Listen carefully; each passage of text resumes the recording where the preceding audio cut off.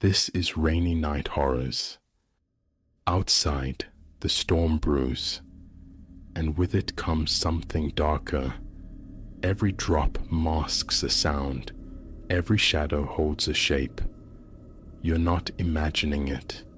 You're hearing the truth. Listen closely. It's already here.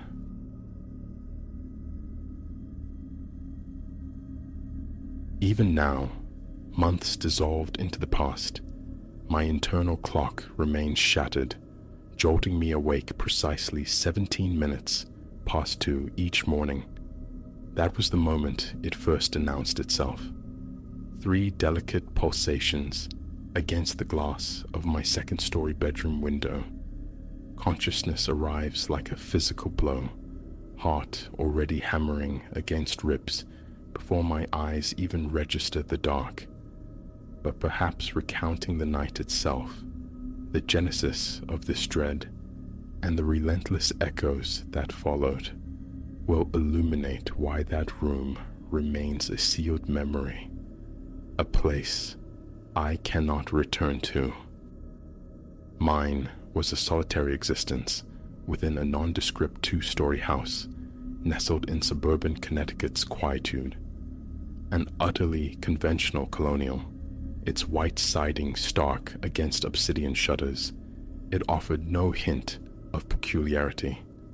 My bedroom resided upstairs, its primary window framing a view of the backyard merging into the dense tree line beyond.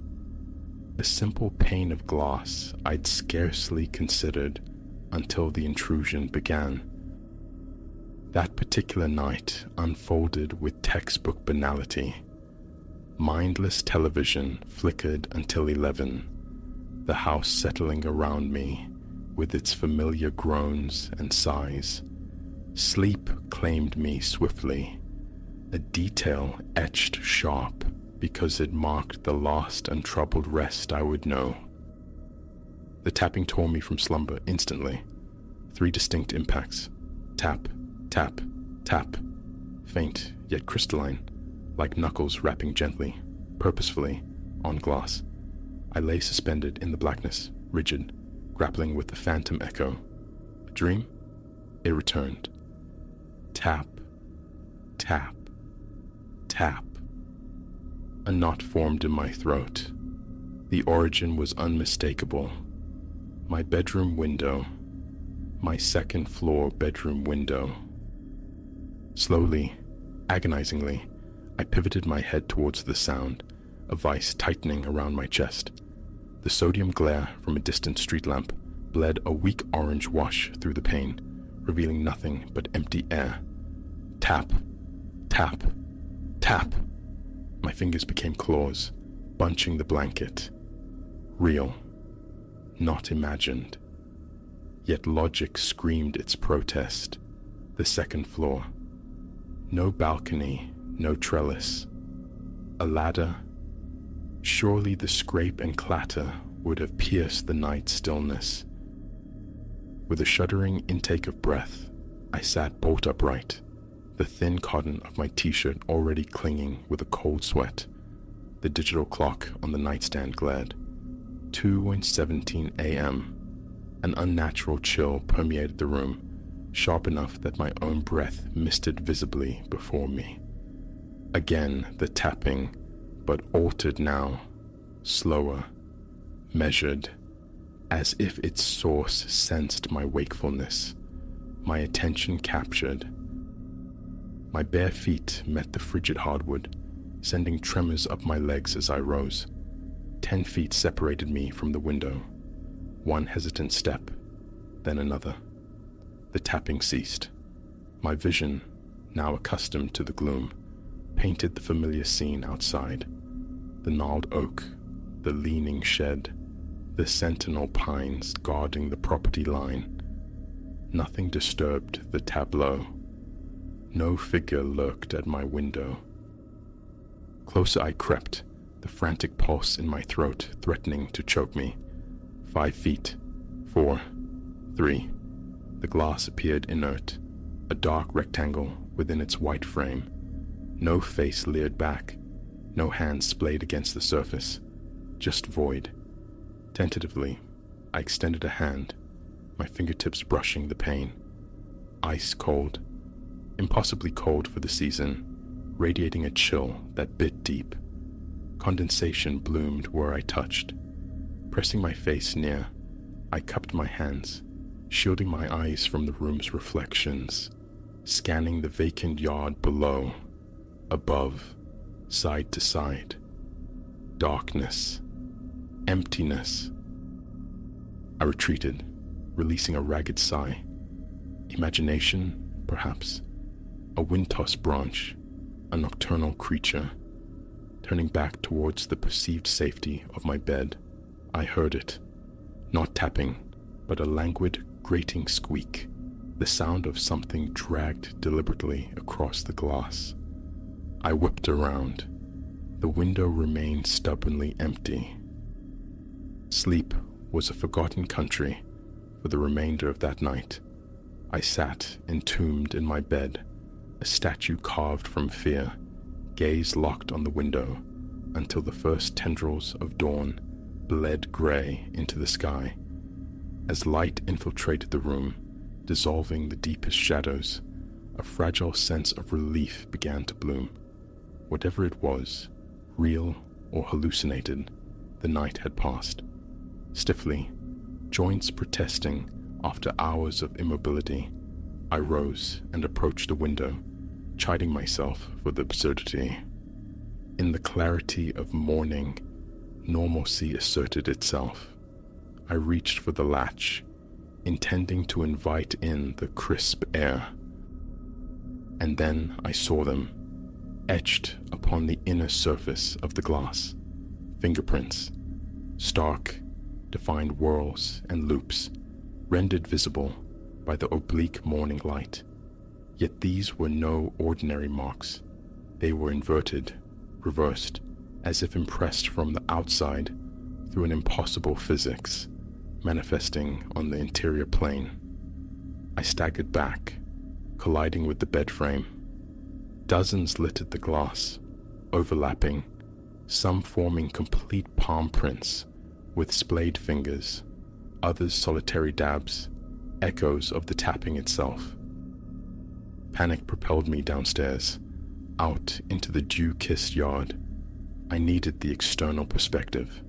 Standing on the lawn, craning my neck, I stared up. The window's outer face was immaculate, clean, unmarked. Back upstairs, a closer inspection confirmed the impossible. The prints resided definitively within the room. I touched one cautiously. It felt real, a faint residue of oil on the glass, yet subtly wrong. The prints were larger than mine, some bearing intricate patterns I couldn't identify. My phone camera clicked, documenting the inexplicable phenomenon before I dialed the police. 2 uniformed officers arrived promptly. They absorbed my fragmented account with professional patience, examined the window, snapped their own photographs, scoured the yard for disturbed earth or ladder indentations. Nothing. Any chance someone was inside the house? One ventured gently. Left the prints from this side? I shook my head vehemently. Doors secured, windows latched, the silence of the house undisturbed save for the tapping. They recorded my statement and departed, murmuring assurances of increased patrols, their skepticism a palpable thing. How could they believe? It defied reason. The rest of the day became a frantic ritual of cleaning, scrubbing at the glass, desperate to erase the alien signatures. Yet some resisted, faint but indelible, seeming almost fused with the material itself. That night, refuge was sought on the downstairs couch, but at 2:17 a.m., the sound returned. Tap, tap, tap, emanating now from the living room window. I lay paralyzed, listening as the tapping migrated, window by window, tracing the house's perimeter on the ground floor. Reaching the front door, it fell silent. The ensuing void was more terrifying than the sound. I watched the doorknob, breath held captive. It remained still. No attempt at entry, but morning revealed a fresh constellation of reversed fingerprints coating the inside of every downstairs window and even the interior surface of the front door. A locksmith fortified the house with new locks. Security cameras sprouted, covering every conceivable angle. Motion sensors guarded each window. A monitoring service was engaged, promising round-the-clock vigilance. It mattered not. Each night, punctual as a death knell, 2:17 a.m. brought the tapping, sometimes windows, sometimes doors. The cameras recorded only empty stillness. The sensors remained untripped, yet every dawn unveiled new fingerprints, blooming impossibly on the inside. The haunting became portable. Hotels offered no sanctuary. Regardless of the floor, the city, the room, 2:17 a.m. would arrive, heralded by the soft, insistent tapping, followed by the discovery of those mirrored prints upon the inner glass come morning. Consultations with doctors, psychological evaluations, sleep studies, all returned normal. They saw the prints. These were no phantoms of a troubled mind, but explanation remained elusive. One night, roughly a month into this relentless siege, a desperate resolve hardened within me. I would confront it. Seated in my original bedroom, I waited for the appointed hour. As the first tap-sa sounded, I rose, walked directly to the window, and pressed my palm flat against the cold glass. Instantly, the tapping ceased. The pain beneath my hand plunged to impossible, burning cold. I tried to recoil, but my hand was fixed, adhered. A pressure bloomed from the other side, mirroring my own touch, pressing back. Though nothing was visible beyond the glass, the sensation was undeniable. A hand, matching mine, applied force from the outside. The pressure intensified, threatening to buckle the window. Then came a new sensation, colder than ice, yet solid, like fingers intertwining with my own, passing through the glass, as if it were mist. With a strangled cry, summoning every ounce of strength, I wrenched my hand free, tumbling backward onto the floor. My fingers were coated in a layer of frost. Seared into my palm was the perfect negative impression of another hand, a ghostly brand. The mark eventually faded, but the nocturnal ritual never ceased. It persists. Every night, 2:17 a.m., regardless of my location. The fingerprints faithfully reappear with the dawn. Survival has become adaptation. I inhabit the daylight hours now, reserving the nights for wakefulness. Sometimes the thought arises to press my hand again to the glass, to allow those frigid fingers to fully entwine, to let whatever resides beyond pull me through. Perhaps then understanding would dawn, but the fear holds sway. And so I wait each night for 2:17 a.m., listening to the familiar rhythm, watching the impossible prints materialize anew on the inside of my windows. And I wonder about the others who might lie awake, listening to that same soft cadence, finding those same mirrored signatures in the morning light. I recognize the sound of madness in this narrative. Told this story, I too would harbor disbelief. Yet it is truth, stark and unyielding, Should you ever be roused by tapping at your window, even nestled high in the heart of a skyscraper, resist the urge to look. Do not touch the glass.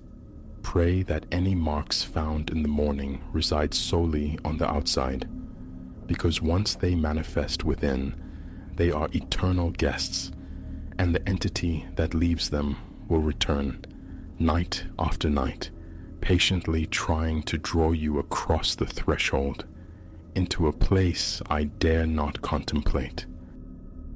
I hear it now. The tapping begins. 2:17 a.m. Precise as ever. Tonight, it finds me at my office window, 30 stories above the slumbering city. I will not look. I never look now. But I know, with chilling certainty, that morning will reveal fresh prints on the inner surface of the glass, reaching from whatever waits on the other side of our fragile barriers. Waiting for the night I finally lose my resolve and reach back.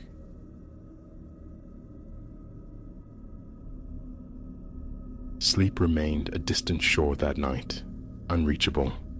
So, I found myself, Silas, perched on the porch steps, gazing into the deep ranks of trees bordering my backyard. 2 a.m, the air thick and still. I sought only a breath of coolness before another futile attempt at rest. A fragile calm settled, then fractured, a disruption behind the slender, shadowed columns of the trees. Something humanoid, yes, but its velocity defied the natural gait of man. A sharp, cold jolt shot through my chest, my heart drumming a frantic rhythm against my ribs. Curiosity warred with self-preservation, yet an undeniable compulsion drew me forward, even as instinct screamed to bolt the door and feign ignorance. Mine is a modest dwelling, nestled within a respectable patch of land, embraced on 3 flanks by a sturdy timber fence, its rear guarded by a formidable brick rampart. The porch, elevated slightly, grants a commanding vista of this nocturnal theater. Restless nights often find me here, a silent observer. Usually, the only players are furtive felines or a lumbering possum foraging in the gloom. Tonight, however, the interloper was starkly different, an upright silhouette, yet hunched, moving with unsettling purpose. No face resolved itself. No features pierced the dim moon glow. Just this ambiguous form against the darkness. Rising from my worn wicker chair, I retrieved my heavy metal flashlight from its resting place on a small table near the threshold. Each slow descent down the porch stairs elicited a groan from the aged wood, the sound amplified unnervingly in the profound quiet. The air clung, damp and heavy, slicking my palms against the flashlight's cool cylinder. I swept its beam across the lawn, a searching eye slicing through the night. Initially, it illuminated only familiar textures: dew-kissed grass, scattered twigs, the pale gleam of stones near the old leaning shed. My own breathing, suddenly loud and ragged, filled my ears. I forced measured steps onto the lawn, the chill seeping through my thin soles, racing goose flesh along my arms. Left, right, the beam swung, my footfalls muffled crescendos on the turf. My grip on the flashlight tightened, betraying a subtle tremor in my wrist. Then, a distinct snap, wood yielding somewhere near the back boundary. I flinched, startled, the pulse in my temples hammering. My light snapped towards the sound, and I advanced, the crunch of fallen leaves underfoot seeming traitorously loud. Silence was my shield. I uttered no challenge, unwilling to betray my presence. Closer to the tree line, the air grew thick with the scent of damp wood and loamy earth. Not a breath of wind stirred, every minute's sound carried with crystalline clarity. Another faint crackle reached me, the unmistakable signature of movement through brittle undergrowth. Raising the flashlight higher, I painted the tree trunks with light. Nothing stirred. The beam carved a brilliant circle on the ground, rendering the surrounding darkness absolute, impenetrable. Tension coiled in my neck, my shoulders rigid, and I realized I was holding my breath. A few seconds of fruitless scanning passed before I stepped between two of the larger trees, angling the light downwards, searching for disturbance. The ground here was a mosaic of sparse grass and dark, moist soil, and there they were. My beam froze upon a series of impressions, footprints, unmistakably shaped like human feet, bare, with a clear delineation of toes and heel pressed into the yielding earth. They looked unnervingly fresh. I knelt, my knees sinking into the cold dampness, examining them closer. Each print mirrored the size of a grown man's foot, perhaps 10 or 11 inches long. Their pattern tracked towards the high brick wall, but something felt intrinsically wrong. Their depth suggested immense weight or an unnatural force applied with each step.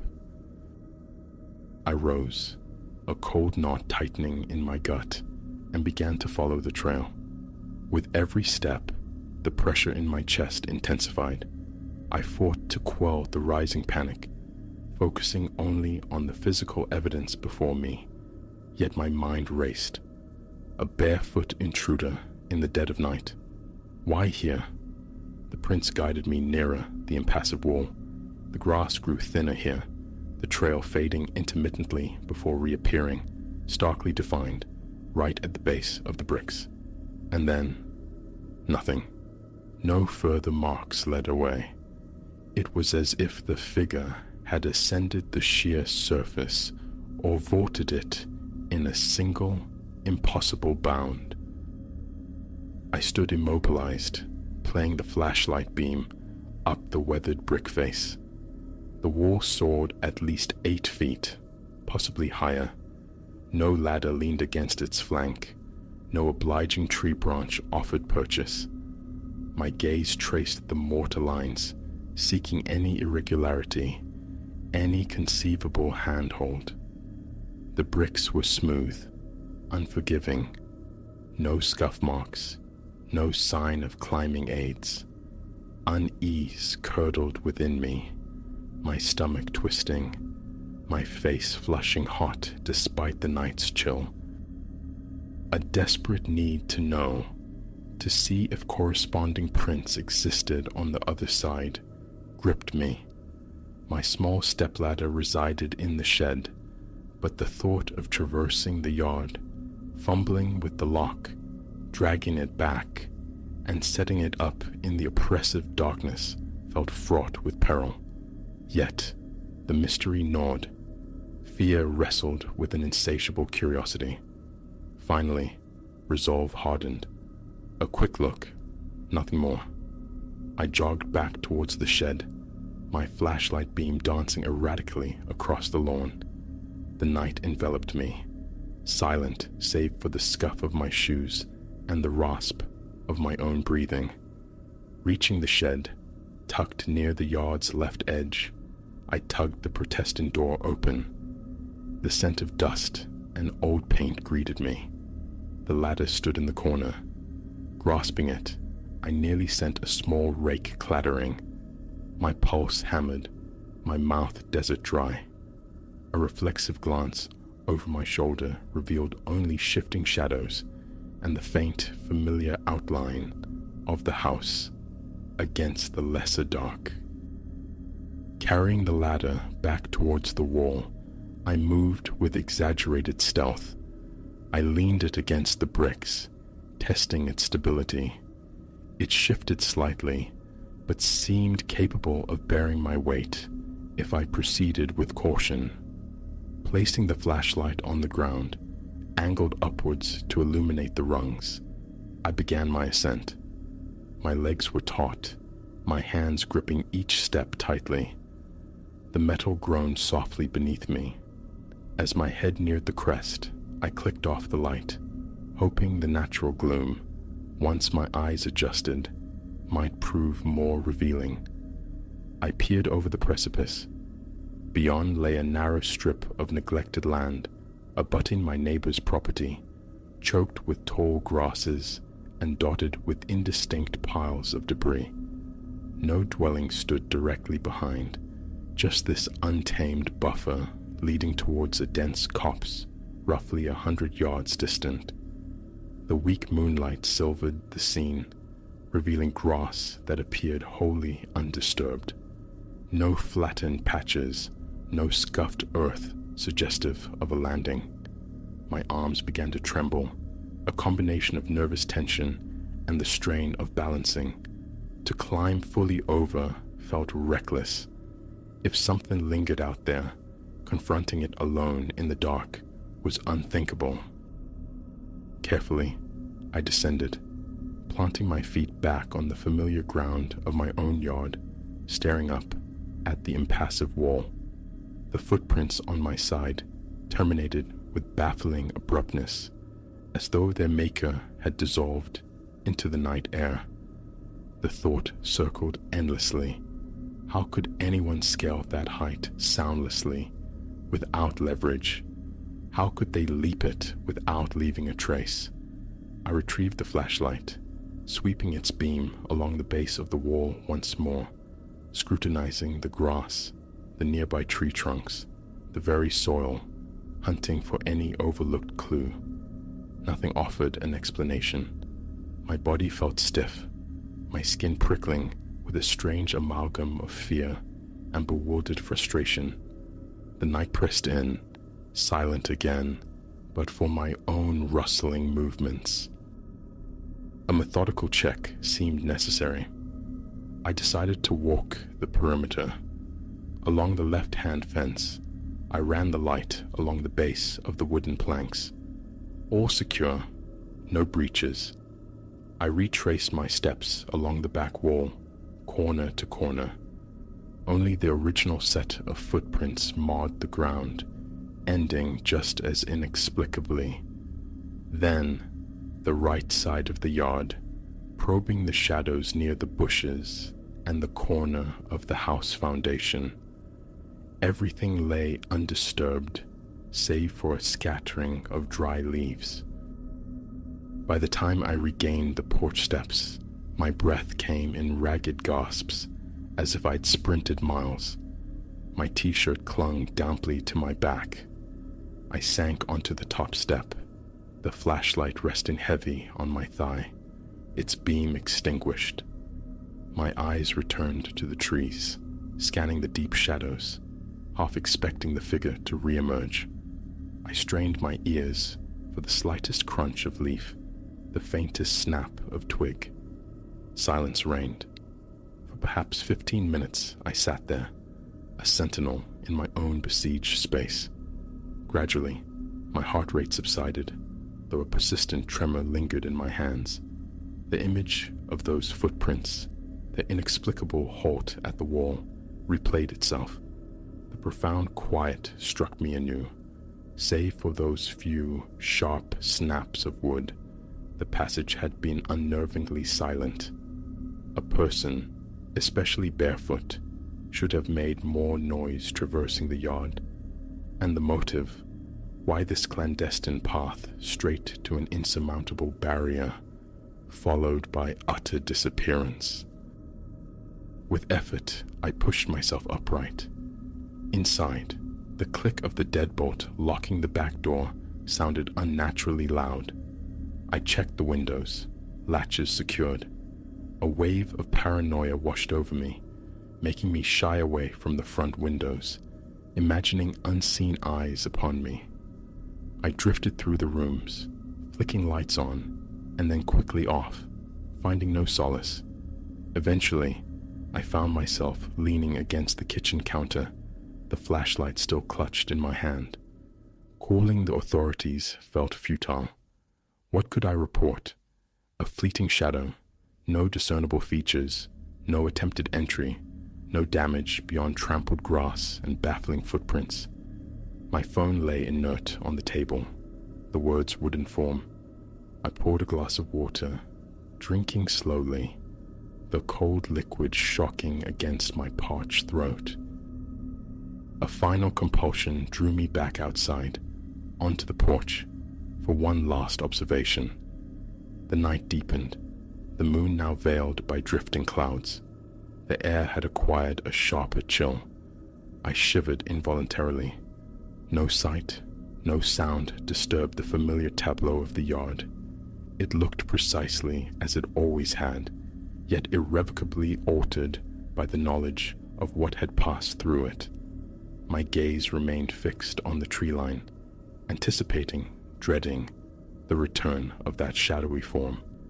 Nothing moved, not a leaf stirred. After several more minutes steeped in watchful silence, I retreated indoors.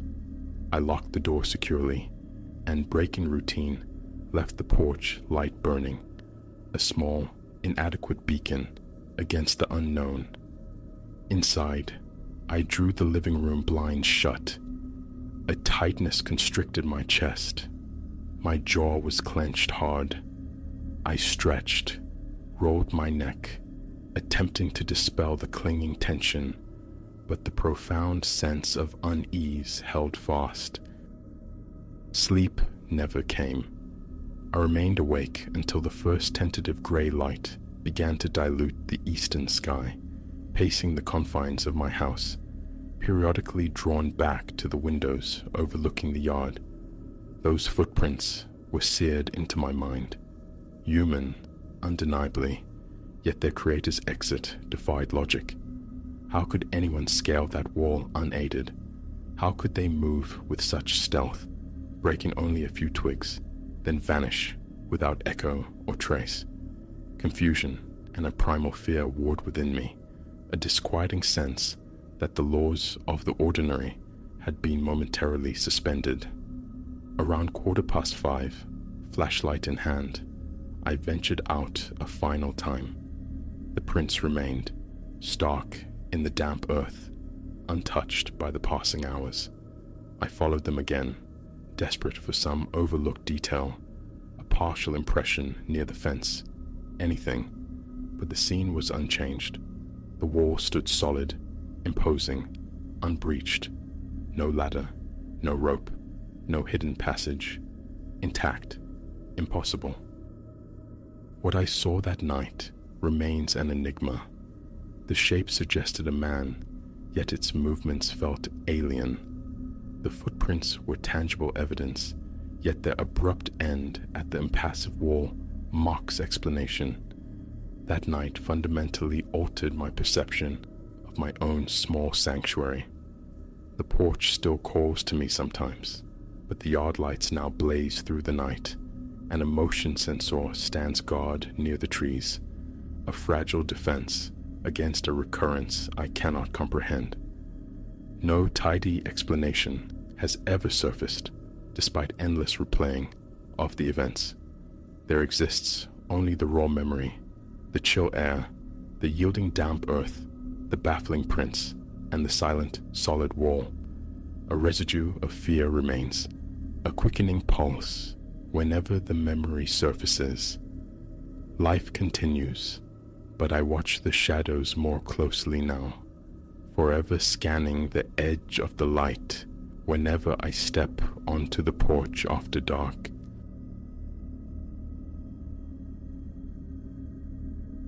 Sleep fractured on my second night within those decaying walls, ripped apart by the unmistakable cadence of footsteps directly overhead.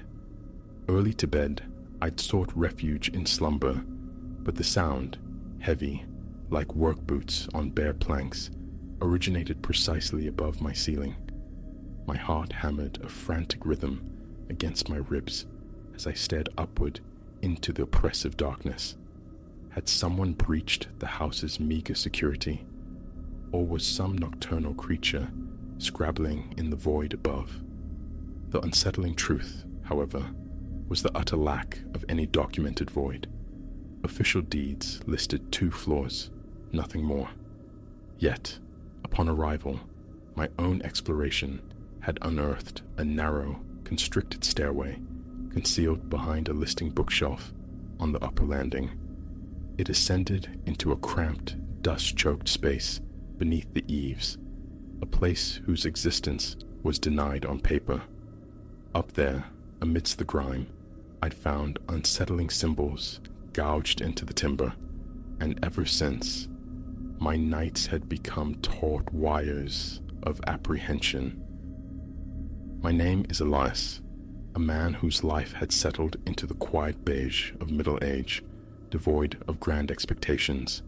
Inheritance was a concept alien to my modest existence, certainly not the bequest of a centuries-old manse adrift in a sea of rural isolation. A distant kinsman, Silas Thorne, a figure unknown to me even by anecdote, had passed on.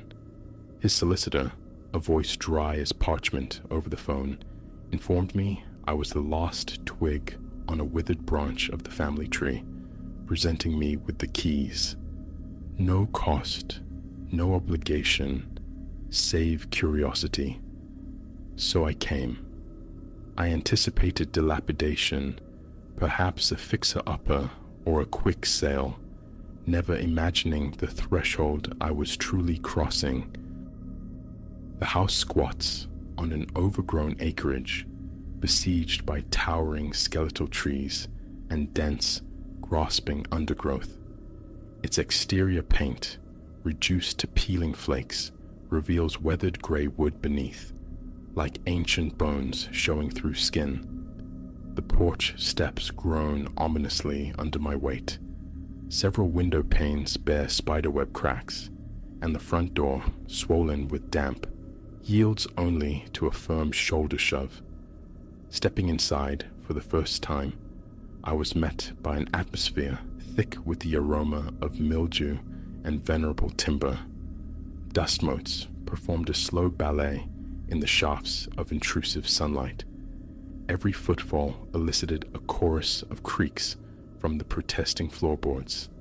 The ground floor comprises a living room, haunted by a tattered sofa and a listing coffee table, a central hallway, a kitchen, and a small lavatory seemingly untouched since the Nixon administration.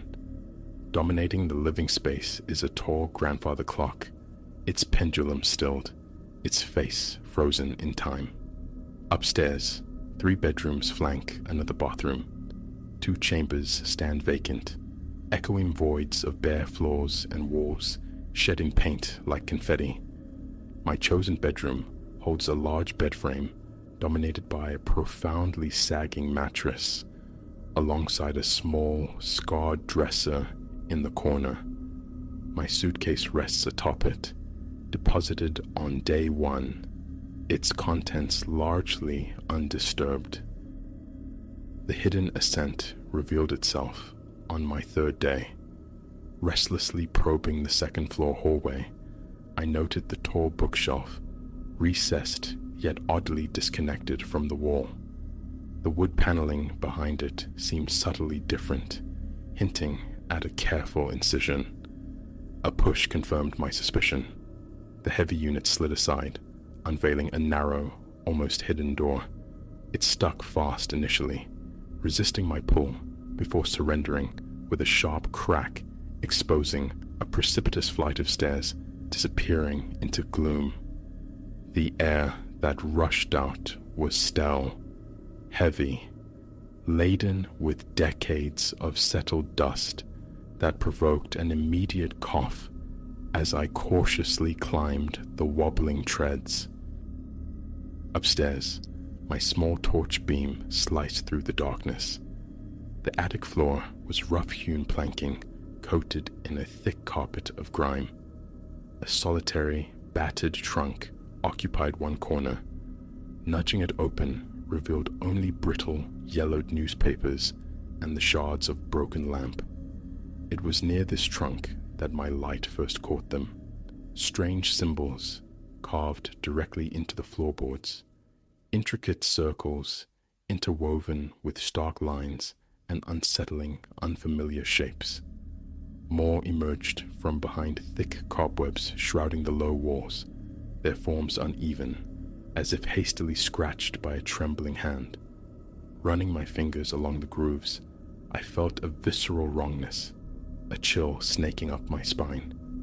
The purpose of these sigils eluded me, but a palpable wave of unease washed over me. I retreated, pulling the hidden door shut, the silence of the house suddenly feeling heavier.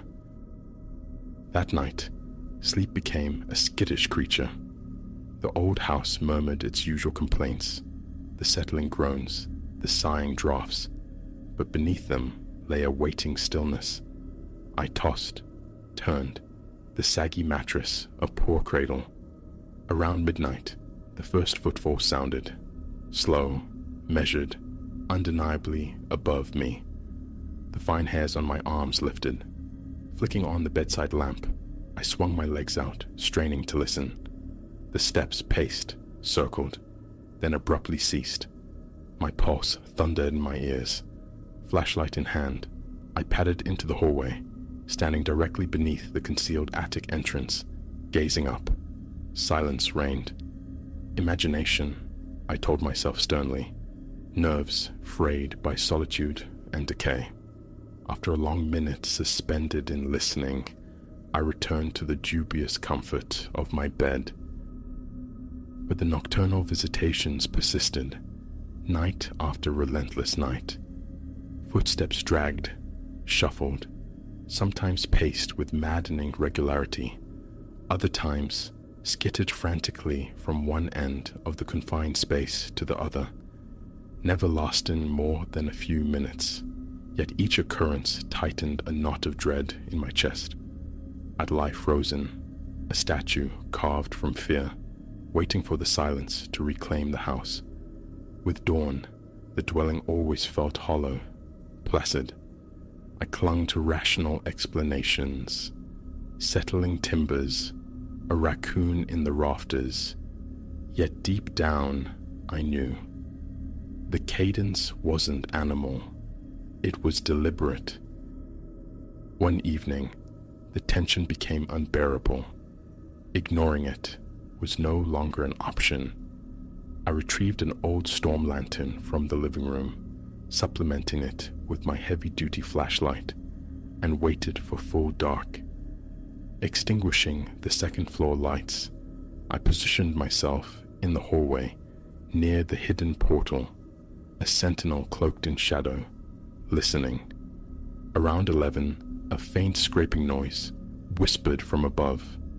My hand trembled slightly, tightening its grip on the lantern's handle. The scraping solidified into distinct, rhythmic footfalls.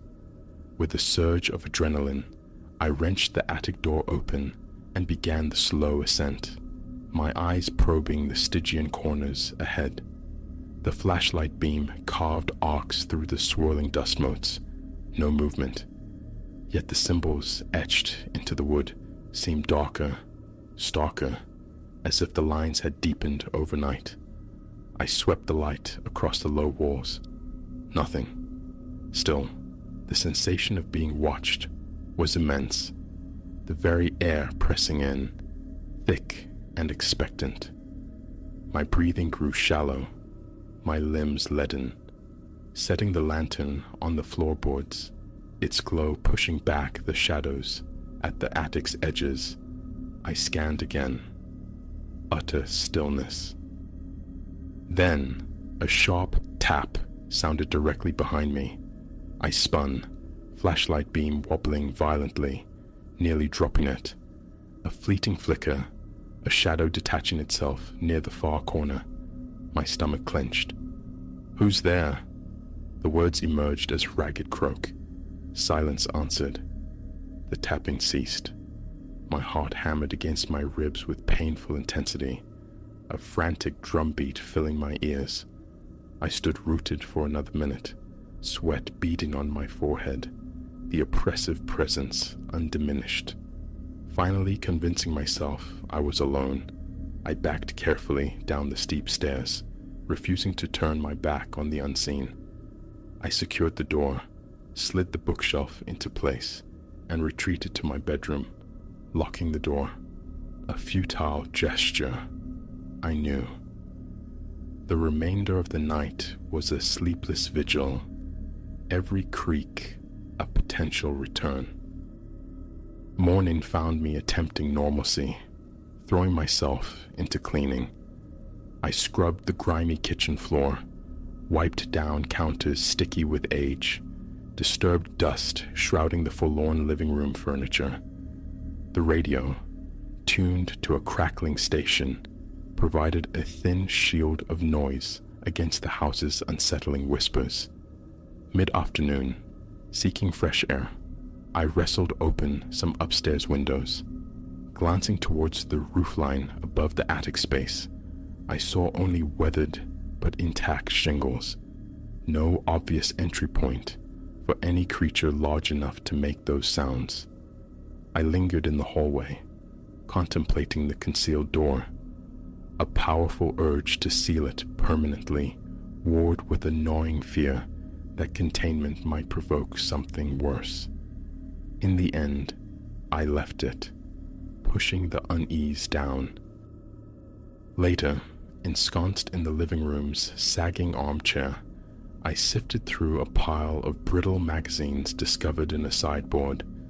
Snippets of local lore surfaced, tales of generational land ownership, whispers about peculiar happenings in old homesteads, but nothing concrete, nothing that resonated with the sigils or the steps. Around 10, exhaustion outweighing apprehension, I extinguished the lights and trudged upstairs. Unease prickled my skin, but the need for rest was paramount. I climbed into bed, leaving the bedside lamp burning, its weak glow a small defiance against the encroaching dark. Eventually, despite the tension, my eyelids grew heavy. A sudden, violent thud from overhead catapulted me back to consciousness. My heart slammed against my sternum. Reaching blindly for the lamp switch, my hand fumbled, knocking over a glass of water on the nightstand. A muttered curse escaped me as liquid pooled on the warped floorboards. Eyes fixed on the ceiling, I waited, breath held captive. The footsteps began anew, heavier this time, freighted with insistence, each tread resonating deep within my gut. I squeezed my eyes shut, fighting for steady breaths. The thought of ascending into that darkness alone was paralyzing, yet lying there, a passive audience to the unseen performance, felt equally impossible. Flashlight retrieved once more, I navigated the hallway, my legs stiff, a cold sweat tracing patterns on my neck. The bookshelf slid aside, the attic door swung open, the flashlight beam plunging into the maw of the stairs. I climbed, each step an act of will. My mouth was sandpaper dry, my pulse a frantic tattoo against my eardrums. Reaching the top, I swept the light across the floor. Dust motes danced in the beam. Everything appeared unchanged, yet the symbols, they seemed bolder, sharper. The lines looked raw, freshly gouged, as if recarved mere moments ago. A constriction tightened around my throat. I edged forward, the floorboards groaning their protest. In the far corner, illuminated by the wavering light, a shape hunched, vaguely human. My heart surged, lodging itself in my throat. I froze, blinked. The shape remained static. With a dawning, anticlimactic realization, I saw it was merely an old coat draped over the trunk, unnoticed before. A shaky breath escaped me. My flashlight beam crawled over the walls, empty, vacant, yet the skin across my entire body prickled with static awareness. Something was profoundly wrong. The air hummed, charged, and hostile. Every hair on my arm strained upright. Suddenly, a dry, scraping sound erupted immediately behind me. I whirled around. The flashlight flickered erratically as, simultaneously, the attic door slammed shut with concussive force. I lunged towards the stairs, convinced someone had pulled it closed from the hallway, but the door was simply stuck. A surge of panic, cold and sharp, lanced through me. I yanked frantically, and it flew open. Nearly tumbling down the steep incline, I scrambled out, slammed the door behind me, shoved the heavy bookshelf back into place, and fled to my bedroom. My hands trembled so violently, the flashlight beam danced like a trapped firefly. The following day was spent on the phone, seeking external validation. I contacted a local handyman, vaguely mentioning animal noises in the attic. He arrived that afternoon, a taciturn man who inspected the roof, the eaves, the minuscule vents near the gables. He found no evidence of infestation, no droppings, no nests, no breaches.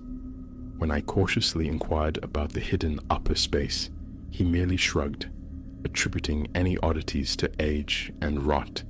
He offered no comment on the symbols, and I volunteered none. I paid his fee, thanked him, and watched him depart, sensing his own faint disquietude, likely fueled by my guarded questions. As evening bled into night, I circled the house exterior with my flashlight, scrutinizing every wall, every window pane. All seemed secure. The attic's only visible openings were small, intact vents high under the roof peak. The surrounding tree line remained impassive, concealing no lurking figures. The property felt utterly deserted, save for my own anxious presence. Back inside, I methodically locked every door, every window latch. I stood for a long time in the upstairs hallway, staring at the bookshelf, the barrier between the known and the deeply unsettling unknown. Part of me yearned to tear it down, nail the hidden door shut, obliterate the passage. Yet, a stubborn, fearful curiosity about the symbols persisted. Who carved them? Why? Night fell completely. I retreated to the bedroom, the familiar dread coiling in my stomach with each imagined footfall. The lamp remained lit, a talisman against the encroaching dark. Around midnight, the faintest creak echoed from above. I sat bolt upright, watching the weak light play across the textured wallpaper. Then, the steps began. Light, hesitant, almost tentative, like someone tiptoeing across the boards. My stomach clenched. Gripping the flashlight, I listened intently. The steps paused, then resumed, slower now, heavier, deliberate. Rising, I moved to the hallway, eyes fixed on the bookshelf. A thin, impossible line of light glowed around the edges of the hidden door. Impossible, because no light burned within the attic. Yet there it was, a faint, spectral luminescence. I swallowed against a suddenly dry throat, my palms slick with sweat. I took a hesitant step forward, then stopped, arrested by a primal instinct screaming retreat. As I watched, the glow winked out, the footsteps ceased, and then I heard it, or perhaps imagined it, a soft, sibilant sound, like quiet breathing, emanating from behind the wood. My entire body locked, rigid with tension. Drawing a shaky breath, I backed away, retreating to my room, closing the door, leaning my forehead against the cool wood. The frantic thrumming of my own pulse filled my ears. The realization struck with chilling certainty. Whatever resided in that attic knew I was there. and it did not approve. The thought sent icy tendrils across my scalp. A temporary exile seemed the only sane response. Morning saw me hastily packing essentials, loading the car, and driving towards the nearest town.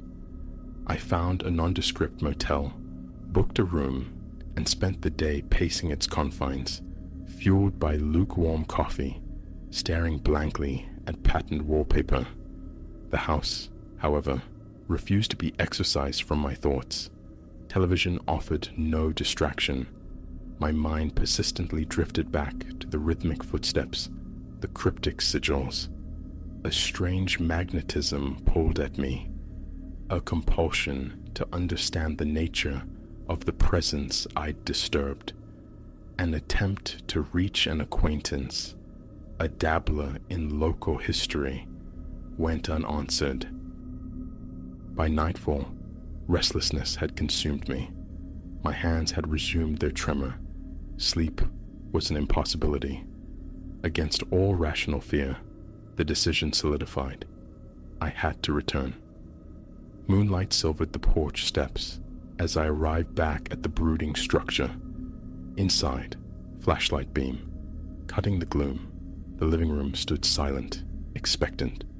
Upstairs, the familiar scent of dust and decay greeted me. The bookshelf stood sentinel, but a jolt went through me. The hidden door behind it was visibly ajar. A sliver of darkness beckoned. My heart leapt. I knew, with absolute certainty, I had secured it. Placing a hesitant hand on the bookshelf, I drew it aside.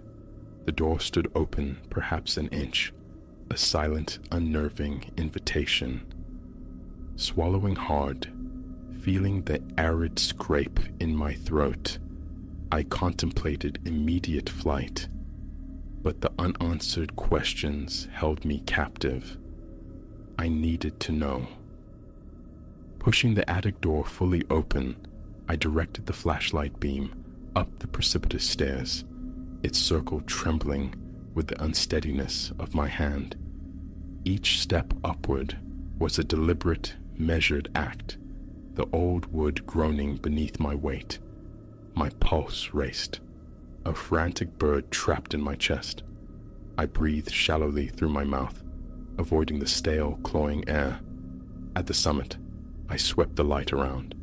Darkness reigned, punctuated only by my beam. The symbols etched into the walls and floor seemed deeper, rougher. The edges splintered, as if freshly worked. Tiny shards of raw wood littered the floor around them. A crushing weight settled on my chest.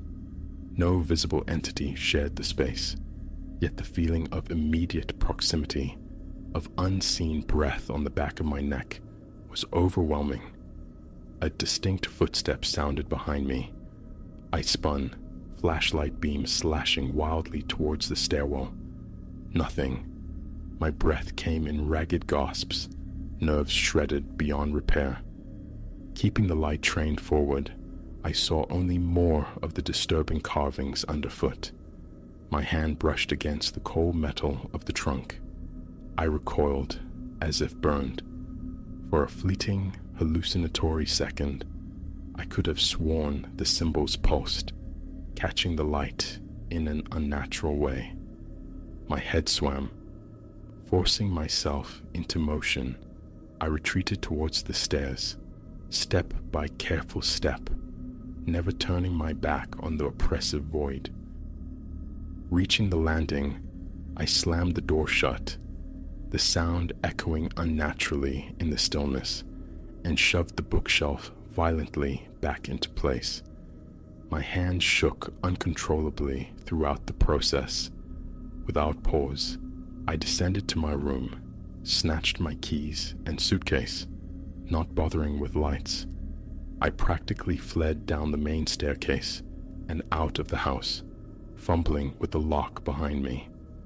Heart hammering against my ribs like a trapped thing, I scrambled into the car, the engine roaring to life.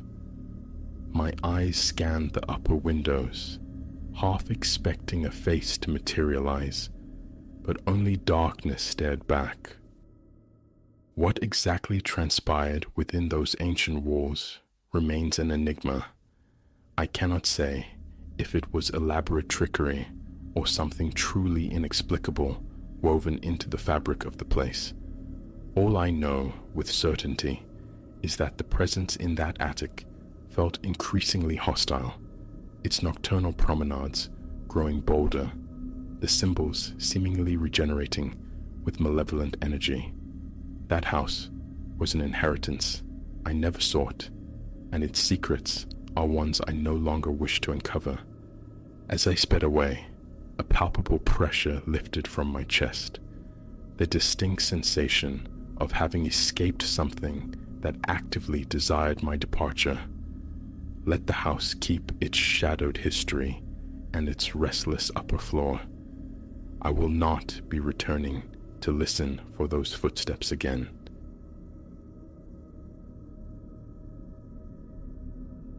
Past midnight's bleeding edge, and the heavens unleashed a cascading torrent, slicking the highway into an obsidian ribbon, vanishing into blindness.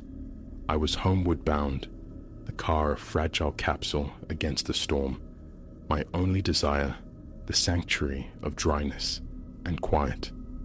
Knuckles shone white on the steering wheel, a grip born less of control than raw tension. Visibility dissolved mere feet beyond the frantic arc of the wipers, their squeal a desperate rhythm against the deluge drumming the roof. Sporadic veins of lightning fractured the darkness, briefly illuminating a vast, waterlogged emptiness. Otherwise, only my headlamps probed the void, twin beams devoured by the infinite road. On such nights, every sound gains an edge, the percussive assault of rain, the wiper's frantic pulse, the engine's monotonous drone, a symphony of profound unease.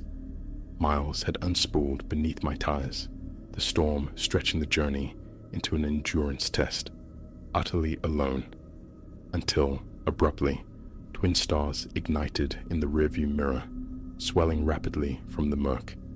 A fleeting sense of camaraderie, another soul braving the tempest, soured instantly into something disquieting. They latched onto my bumper, twin orbs burning too bright, too near, refusing the buffer of distance. My grip became a vice. Focus, I commanded myself. Focus on the treacherous asphalt ahead. Surely they would overtake. They didn't pass. A gentle tap on the brakes, a silent plea for space. Ignored. If anything, the glare intensified, the gap shrinking fractionally. A cold knot formed low in my belly, tightening with each mile. Breathe. Just breathe. Lost in the aqueous nowhere, storm howling, a shadow clinging possessively to my tail. A profound wrongness saturated the air. I fed the engine more gas, urging the car forward into the liquid night. Instantly, the pursuing lights surged in lockstep, mirroring my acceleration. They remained tethered, an unwelcome satellite orbiting my fear. The road ahead, once merely empty, now felt like jaws waiting to close. Ahead, a derelict beacon flickered against the downpour, a gas station, skeletal and barely clinging to light. Sanctuary, or a stage for something worse. It was the only landmark in miles. Indicator blinking, I eased off the highway's main artery. The shadow behind me mirrored the turn without hesitation.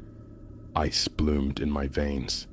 I swung under the sputtering halo of the station's single functioning lamp, the rain drumming louder on the metal canopy. They pulled in too, settling a few spaces down, close enough for discomfort, far enough for plausible deniability. Stay calm. Maybe they just needed fuel. A flimsy hope, easily shredded. Through the rain-streaked mirror, their car remained inert.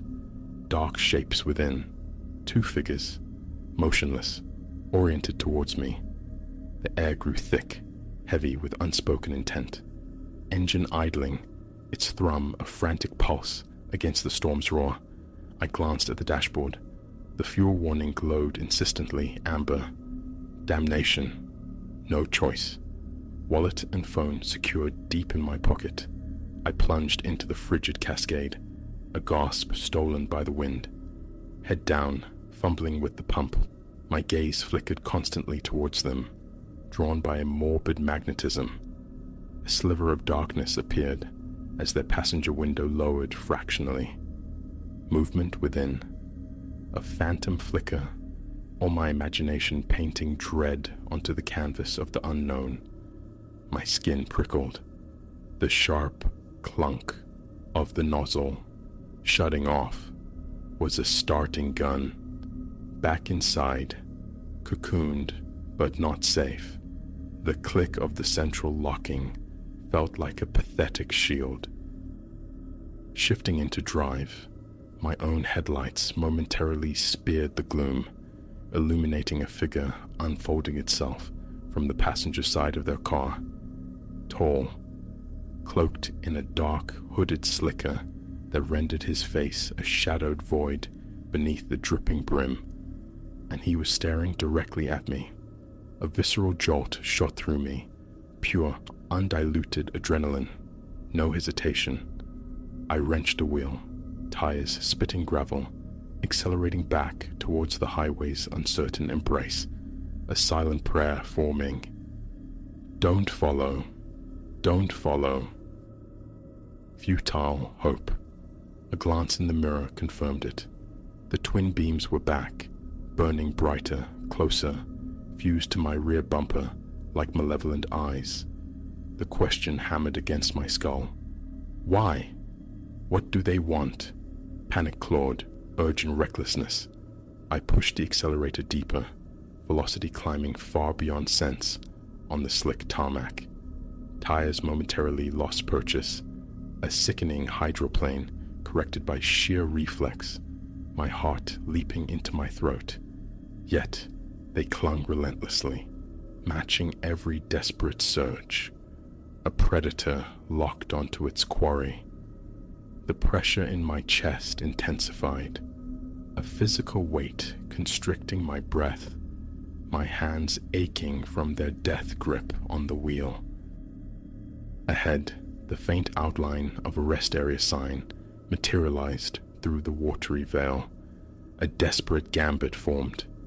I veered off, plunging into the deeper shadows at the lot's far edge, extinguishing my lights, killing the engine. Holding my breath, I watched the pursuing glare sweep past on the highway, undeterred. A wave of dizzying relief washed over me, fragile and fleeting. Silence, save for the rain's incessant drumming. 1 minute, 2. Engine back to life, I eased cautiously onto the asphalt, scanning the darkness. Empty. Freedom? No.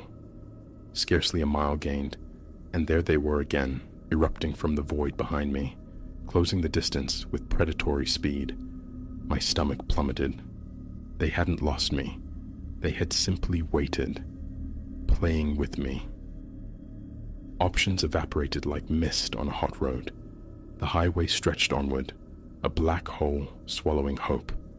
Somewhere ahead lay civilization, lights, people, sanctuary, but it felt lifetimes away through this deluge. Behind me, the engine noise grew, a menacing growl audible even over the storm. The headlights seared my mirrors. Closer, closer still. Then abruptly, they surged forward, pulling level alongside me in the adjacent lane. Rain sluiced down the glass between us, distorting the view, but I saw the dark shape of the driver, face obscured by shadow, and the angle, head turned, fixing me with an unseeing gaze. No gesture, no sound, just that unnerving proximity, inches separating our vehicles at lethal speed. my eyes locked forward, pulse a frantic drum against my eardrums. Ignore them. Maybe they'll tire of this cruel game. They didn't. With a sudden swerve, they dropped back behind, only to unleash their high beams, a blinding, disorienting blast that filled my car with white fire, erasing the road. My stomach twisted. Keep driving. Just keep driving. Then salvation. Distant pinpricks of light resolved into the nascent glow of a town. Hope surged, raw and desperate.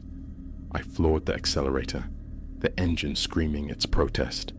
Almost there, almost safe. But as the first buildings loomed out of the watery gloom, they shot forward again, cutting sharply across my path, engine braking hard. My own brakes slammed down, tires shrieking on the wet road, stopping inches short of their rear bumper. Blocked, trapped. The figure behind the wheel remained motionless, their car an impassable barrier, headlights pinning me like an insect. The rain hammered down, amplifying the sudden, suffocating silence between us. Checkmate on a desolate road. Phone useless, displaying no service. Doors locked, nowhere to run. An eternity seemed to pass, measured in heartbeats and the relentless drumming of rain. Then, slowly, deliberately, their car edged towards the shoulder, clearing a path. No time for questions, no space for hesitation. I wrenched the wheel, accelerating past them, eyes fixed rigidly ahead, refusing to acknowledge their presence, refusing to look back. The welcoming lights of the small town enveloped me, street lamps casting watery halos on the puddled road. Safety, fragile but real. The knot in my chest began to loosen, breath returning in ragged gasps. Yet, compelled by a residual dread, a final glance into the rearview mirror. Far back, dimmed by distance and the downpour, but unmistakably there. Twin points of light. They were still following. The immediate terror had subsided, replaced by a chilling ambiguity. The game wasn't over.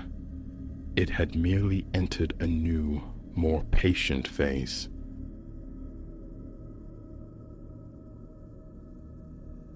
The anomaly revealed itself on a Tuesday, unremarkable otherwise. Mid-morning found me, Elias, navigating the labyrinthine quiet of the far stacks, my trolley laden with periodicals destined for archival oblivion. Familiarity coated everything, the scent of decaying paper, the hushed reverence, until my gaze fell earthward. Beneath my worn loafers, the linoleum tiles glared back, unnervingly blank. I halted, bent low. Stark overhead fluorescence poured down, yet the floor beneath me held no silhouette, no trace of my presence. Straightening, a prickle traced my nape. The towering shelves, too, stood starkly defined, devoid of the long, dark fingers they usually cast. Light clung to the book spines with a muted, flat quality. A chill, unrelated to the library's regulated temperature, slithered through me. I propelled the trolley forward, abandoning the aisle with undue haste, retreating to the circulation desk's relative normalcy. Checking the day's logs became a pretext, a shield against the absurdity I'd witnessed. Voicing it to my colleagues felt impossible, the words themselves seeming preposterous. Yet the image persisted, feet planted on bright tile, utterly shadowless. Later, compelled by a morbid curiosity that gnawed through my professional composure, I retraced my steps. The same phenomenon greeted me. No shadow bloomed where it ought to have. A curious lightness permeated my limbs this time, distinct from illness or vertigo. My breath seemed to escape me quicker, shallower. The omnipresent hum of the ceiling lights felt thinner here, a weakened frequency against the silence.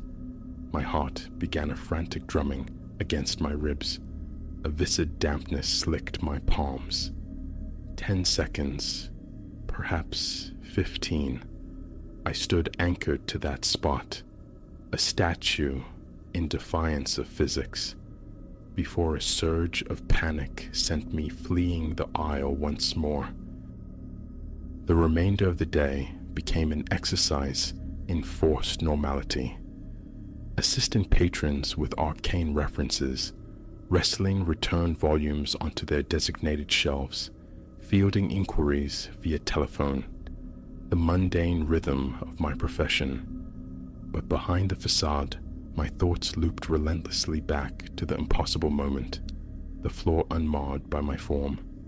This library, a venerable institution of stone and silence, sprawled in corridors and wings dedicated to forgotten lore, brittle manuscripts, sepia-toned maps, reference tomes thick with the dust of ages. Certain sections slumbered, rarely disturbed by living footfall. Whispers circulated, of course, spectral anecdotes of self-arranging books, capricious lights, phantom reverberations from the subterranean levels. I'd always dismissed them as occupational folklore, the byproduct of silence and solitude. My affection for this place, for the scent of aged vellum and the weight of quietude, was genuine. But the shadowless aisle felt different, tangible, undeniable. Dawn broke the next day, with the resolution hardening within me. After clocking in, ensuring the front desk was momentarily secure, I navigated the main artery of the library towards the restricted zone housing the most ancient acquisitions. At the threshold of that aisle, I hesitated. The fluorescent buzz seemed subtly amplified, catching motes of dust in its stark beams, making them dance like tiny spectral organisms. A tightness constricted my chest. I stepped across the invisible line. My eyes remained fixed on the floor, searching for the familiar dark shape that should trail my feet. Nothing. I waved my hands, raised them towards the towering shelves. Empty gestures against the uniform, shadowless luminescence that bathed the linoleum. The wood of the shelves themselves lacked the stark, defined darkness that should pool behind them. The light here was pervasive, anomalous. A difficult swallow scraped my throat. Cold perspiration beaded on my forehead. My purpose solidified. Find some marker, some explanation. Deeper into the aisle I ventured, scanning the spines, a lexicon of faded gilt and crumbling leather. A small tarnished metal plaque affixed to one shelf snagged my attention. Time and neglect had obscured most of its inscription, leaving only ghostly suggestions of letters. My fingertip traced the rough, corroded surface, disturbing a fine shroud of dust. From that shelf, I drew a random volume. Bound in bruised, dark leather, its title was a faint impression, nearly illegible. With careful reverence, I eased it open. The pages, brittle and yellowed as old bone, bore script penned in an ink that defied recognition. The characters were sharp, angular, yet utterly alien, resisting classification within any linguistic framework I knew. A peculiar pressure began to build behind my eyes, an echo of strain despite the impossibility of comprehension. Nausea stirred low in my gut. Gently, I returned the tome to its resting place. My arms felt strangely depleted, a faint tremor vibrating through my fingers. Rationality scrabbled for purchase. Faulty wiring, an unannounced localized renovation. Unlikely. Updates were rare in this wing, preserved in its state of venerable decay. As I turned to retreat, A sound brushed the edge of my hearing, soft, sibilant, disturbingly like my own name. I froze, pulse leaping. A swift scan of the towering shelves, the narrow passage, empty, utterly still, save for the now slightly louder electrical hum. Seconds stretched, taut with listening. The sound did not recur. With conscious effort, I forced my legs into motion, each step echoing unnaturally in the confined space. My back felt exposed, vulnerable. Reaching the main concourse, I nearly collided with Martha, a colleague. Her wave was cheerful, her query about missing archival boxes mundane. "No," I managed, the word emerging thin and reedy. I cleared my throat, manufactured a smile, offered no hint of my recent excursion. Instead, I sought refuge in the break room, gulping water, consciously slowing the frantic rhythm of my breath. My heart still hammered. My shirt clung damply beneath my arms. For days, I skirted the periphery of that wing, the memory a cold weight in my stomach. Courage failed me. Yet, the enigma beckoned, particularly in the quiet solitude of night. Lying awake, staring into the darkness above my bed, the sensation of shadowlessness, of inexplicable buoyancy, would return, raising goose flesh on my arms. One part of me craved blissful ignorance, a return to the comfortable known, but the other, the insistent questioning part, grew stronger. Eventually, it won. One evening, shift completed, armed with a heavy-duty flashlight, I ventured back. The library breathed the quiet emptiness of approaching closure. Overhead lights still burned, casting long, normal shadows in the main halls, but the atmosphere felt different, charged with imminence. Reaching the anomalous aisle, I clicked off my flashlight, plunging my immediate vicinity into the ambient glow from above. Still, no shadow attended me. The dust motes seemed finer now, suspended in the strange light. A familiar tightness gripped my stomach. The acrid taste of bile rose in my throat. I held up a hand, palm outward. Its shape should have painted a dark analog on the floor. The tile remained stubbornly bright, reflecting the overhead glare with a faint sheen. Sweat bloomed anew on my palms.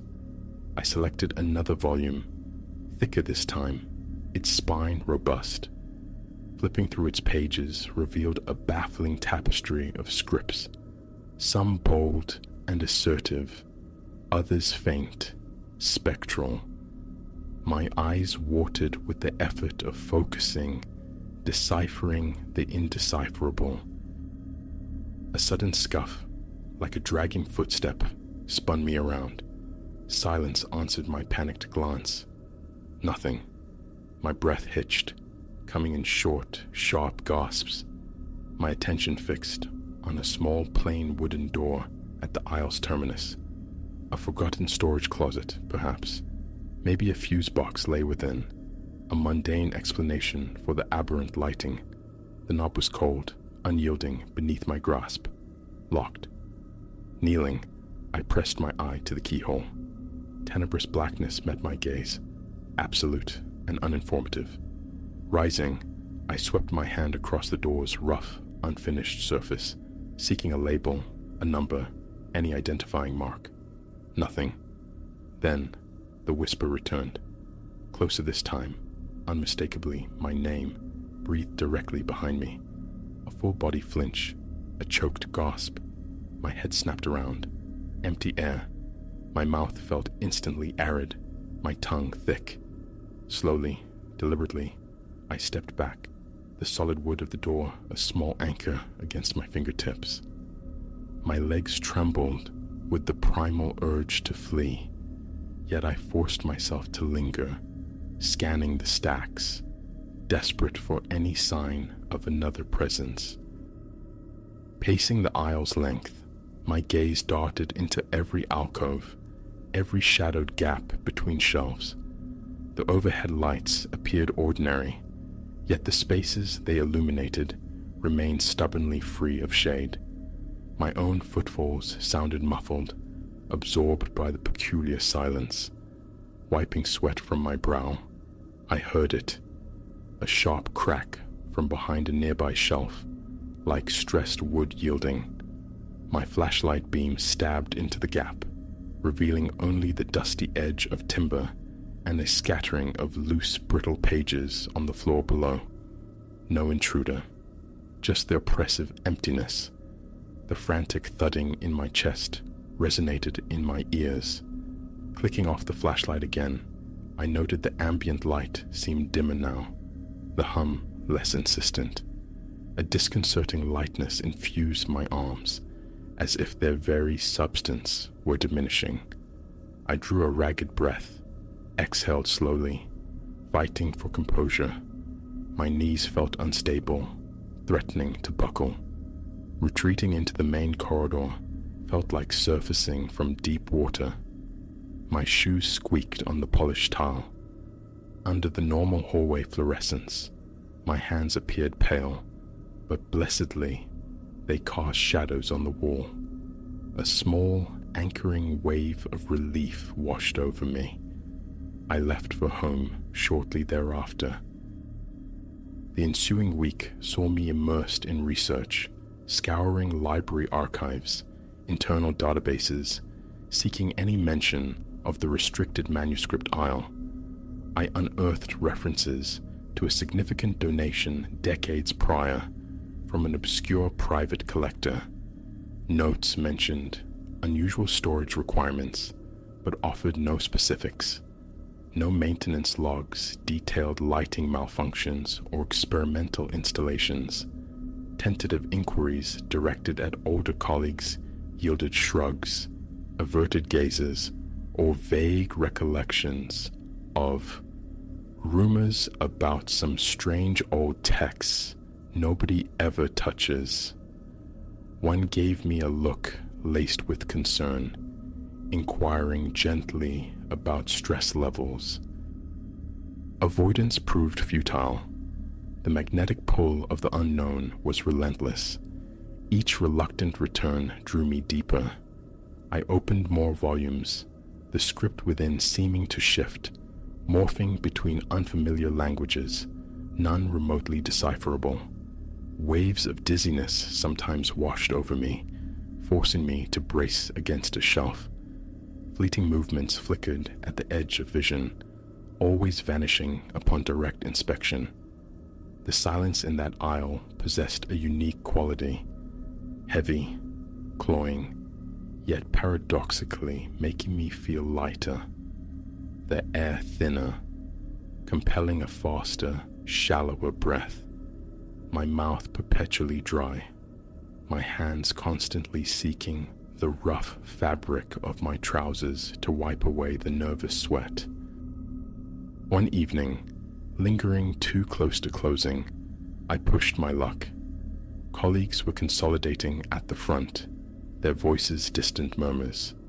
A desperate need for something, some tangible clue, propelled me forward. I retrieved a particularly large manuscript, resting its weight on a small wooden reading table tucked against the far wall. Neither table nor I cast a shadow in the unwavering, sourceless light. The hum overhead was a soft, persistent drone. Pages turned, my hands unsteady, the ancient paper whispering its fragility. The text here seemed darker, almost wet, impossibly fresh despite its obvious antiquity. Leaning closer, a profound chill radiated outward from my sternum. My arms began to tremble uncontrollably, vision momentarily blurred. Pressing a hand to my chest, I fought to regulate my breathing. Then, my name, spoken clearly, intimately, near my ear. I spun around. Emptiness greeted me. "Who's there?" The question emerged as a ragged whisper, swallowed by the silence. No reply. An overhead bulb flickered once, Violently, my stomach plummeted. Hastily closing the manuscript, I slid it back onto the shelf. A pins and needles numbness crept into my left foot. I took tentative steps towards the exit, pausing. A bizarre sensation arose, of floating within my own clothes, a faint ringing commencing in my ears. I stood motionless, forcing stillness upon my racing heart and trembling limbs. Sweat traced a path down my temple. Step by deliberate step, I navigated towards the aisle's mouth, each footfall feeling precarious, the floor subtly swaying beneath me. The corridor beyond seemed unnaturally long, dim. Reaching the brighter expanse of the main hall, I looked down. My shadow stretched reassuringly before me. Relief warred with a persistent tremor in my hands. I clocked out, bypassing the break room, needing the open air more than water. Sleep offered no sanctuary that night. Restlessness plagued me, my mind replaying the unsettling tableau of the shadowless aisle. Around midnight, thirst drove me from bed.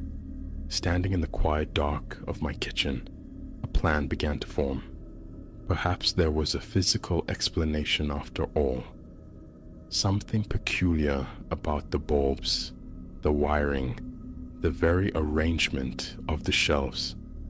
Tomorrow, I resolved, I would bring a camera, document the phenomenon. Arriving an hour before my shift, small digital camera clutched in my hand, I made straight for the aisle. Silence reigned, broken only by the low electrical thrum. I hit record, panning the lens across the floor, my feet, the shelves, capturing the stark, shadowless reality. On the small display screen, the light flared, washing out details. My own image appeared faint, blurred at the edges. My heart gave a painful lurch. I continued filming, breath held captive in my chest, eyes darting nervously into the periphery. After perhaps a minute, I paused the recording to review. A knot tightened in my chest. The footage abruptly ended after 15 seconds. The camera had simply shut down, despite a fully charged battery. I tried again. The same result. 15 seconds of recording, then darkness. The battery icon now flashed an angry red. A curse escaped my lips. I tapped the camera's casing sharply. Futile. The lens retracted with a soft whir. Frustration mingled with a rising tide of fear. Shoving the inert device into my pocket, I felt the dampness beneath my collar spread. Drawn back to the reading table, I opened one of the previously examined manuscripts. My arms felt weak, shaky, but I forced my gaze onto the alien script. The characters seemed bolder now, darker, more assertive on the page. I turned the fragile pages one by one, the crinkling sound loud in the tense quiet, bracing for the whisper. My shoulders ached with sustained rigidity. A soft rustling near the floor snagged my attention. Looking down, I saw dust motes swirling in agitated spirals around my ankles, though no draft stirred the air. My heart hammered against my ribs. A sickening realization dawned. I was entangled, immersed too deeply in something beyond comprehension. A dull throbbing began behind my temples. Closing the heavy volume, restoring it to the shelf, I backed away. Leaving the aisle felt like ascending from immense pressure. The air grew thick, heavy, my footsteps suddenly loud on the tile. A faint pop resonated in my inner ear. The instant I crossed the threshold into the normal corridor, solidity returned. My shadow reappeared, a faithful, welcome companion. My arms tingled. My phone vibrated in my pocket, startling me violently. It was Martha, asking my whereabouts. My shift had begun. I was late. Mumbling an apology, I hurried towards the front desk. The rest of the day passed in a haze of residual anxiety, checking in books, greeting patrons, mechanical actions performed while my mind remained tethered to the silent, shadowless aisle. By day's end, exhaustion weighed me down like lead. Home, shower, bed. But sleep was fractured, haunted by swirling dust and the suffocating sensation of held breath. I woke repeatedly in the pre-dawn blackness, gasping, chest aching. The following afternoon, I sought out Mr. Abernathy, the head librarian, cornering him in his office near the administrative wing. Hesitantly, I described the anomaly in the old manuscript section, the absent shadows, the peculiar light, the feeling of lightness. He listened, his expression hardening from curiosity to suspicion. Had I been unwell, under significant stress? My denials were met with a dismissive frown. He reminded me sternly to adhere to my assigned duties, warning me against unnecessary exploration in restricted areas. His tone, curt and final, hinted at knowledge deliberately withheld, but I lacked the nerve to press further. That evening, compelled by a force I no longer understood, I returned one last time. My legs felt unsteady, traversing the now familiar path beneath the humming lights. The thinness of the air, the insidious weakness leaching into my muscles. It was all horribly familiar. I glanced at the shelves, the silent, waiting manuscripts. The table at the aisle's end stood stark, shadowless. I swallowed against a dry throat. Then, the whisper, intimate as a lover's breath, directly beside my ear. My skin erupted in gooseflesh. A violent, involuntary jerk sent the flashlight tumbling from my grasp. It clattered dully on the linoleum, spinning before coming to rest. The whisper elongated my name, stretching it into a sound both weary and insistent. My heart became a frantic drum against my ribs. Mouth parched, I bent to retrieve the flashlight, my hand trembling so fiercely I could barely close my fingers around it, forcing myself to look, to scan the immediate vicinity. Nothing, yet the source felt impossibly close. My lungs seized, breath catching high in my throat. My own pulse roared in my ears. Reaching out, my fingers brushed the rough wood and settled dust of the nearest shelf. My name came again, softer this time, fading, dissolving into the ambient hum. It was too much. I couldn't endure another second. Turning, I walked quickly, purposefully, out of the aisle, the echo of my own departure loud in the sudden density of the main corridor. An ache bloomed in my chest, my throat raw. I didn't look back. A strange tingling persisted on my skin all the way to the heavy front doors. Outside, the evening colors seemed hyper-vivid, the residual warmth of the sun on my skin, a grounding sensation. I drew long, slow breaths of the city air. I still work at the library. A wide berth is now given to that particular corridor, that wing. Thus far, my duties have not required my presence there. I shelve, I assist, I catalog, all within the known predictable sections of the building. But sometimes, inevitably, my gaze drifts towards the passage leading to the ancient manuscripts. A familiar knot tightens in my gut, the memory of weightlessness, of suffocating silence, resurfacing. What resides within those light-devouring books? Why the shadows flee that space? These remain unanswered questions, festering in my mind.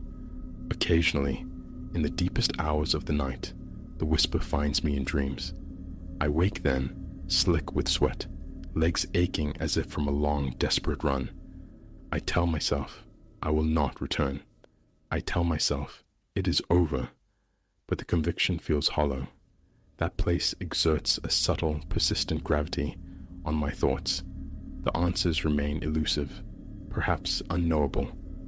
So I move through my days, performing my tasks, maintaining my distance, hoping for ignorance. But I feel its presence. Passing the corridor's entrance, I sometimes sense a shift in the air, an expectant stillness, as if something waits there, patiently, silently. It is not finished with me. Of this, I am increasingly certain.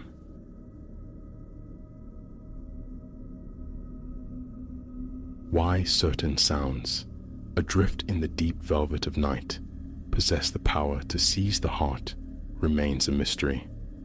Perhaps the mind, caught in the liminal space between slumber and wakefulness, is more susceptible. Or perhaps the encompassing darkness inherently sharpens the edges of peril. Regardless, the rapping that broke the stillness at Elias's door that night turned his blood to ice. No visitors were anticipated, least of all at the ungodly hour of 3 a.m. Out here, swallowed by wilderness, discovery itself seemed improbable. He'd secured this small, timbered refuge for the weekend, a deliberate flight from the city's ceaseless clamor and strain. It stood nestled deep within the woods, leagues from the nearest flicker of town life. No signal bars climbed his phone screen. No invisible tendrils of internet reached this far. Only an enveloping quietude. An idol, it had seemed, the perfect crucible for shedding the world's weight and returning renewed. The preceding day had unfolded just so. Hours were spent traversing leaf-strewn trails, the crisp autumn air a tonic, the percussion of his boots on the forest floor a satisfying rhythm. Sunset found him pleasantly weary. A modest fire crackled, supper was simple, and the evening dissolved into the pages of a novel, read by the lantern's soft amber kiss.